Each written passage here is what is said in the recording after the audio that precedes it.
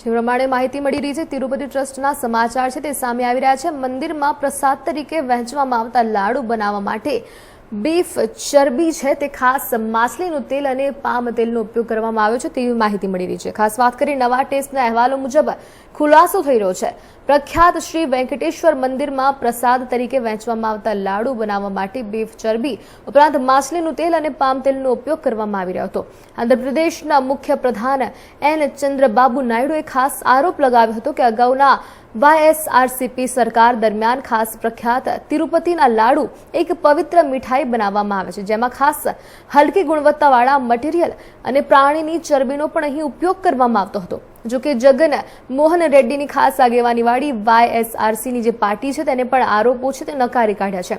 તિરુપતિ લાડુ પ્રસાદમાં તિરુપતિના પ્રતિષ્ઠિત શ્રી વેંકટેશ્વર મંદિરમાં પરિસરમાં આપવામાં આવે છે અને જે તિરુમાલા તિરુપતિ દેવસ્થાન એટલે કે ટીટીડીના દ્વારા ચલાવવામાં આવે છે।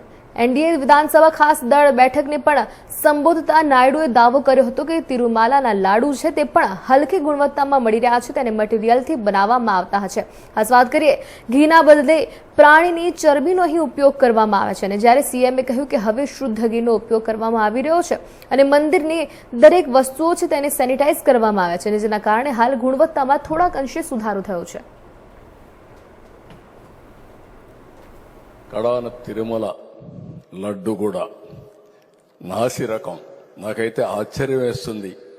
ఎన్ని కంప్లైంట్ చేసినా కడాన వెంకటేశ్వర స్వామి పవిత్రతను దెబ్బతీశారు।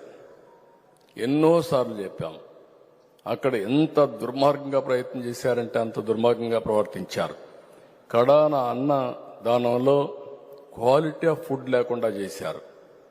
దేవుని దగ్గర పెట్టే ప్రసాదం అపవిత్రం చేసే విధంగా ఓసారి బాధేస్తుంది।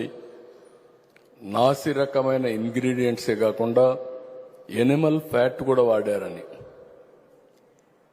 ఏది గీకు బదులు ఈరోజు స్వచ్ఛమైన గీ తెమన్నాం, ప్రక్షాళన చేయమన్నాం, నాణ్యత పెరిగింది, ఇంకా కూడా నాణ్యత పెంచుతాం।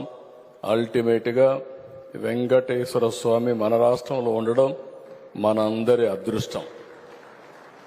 ప్రపంచం అంతా మన దగ్గరికి వచ్చే పరిస్థితికి వచ్చారు। అలాంటప్పుడు వెంకటేశ్వర స్వామి పవిత్రతను కాపాడుకోవాల్సిన బాధ్యత మనందరి పైన ఉంది। ఇది కూడా చేస్తామని చెప్పి కూడా నేను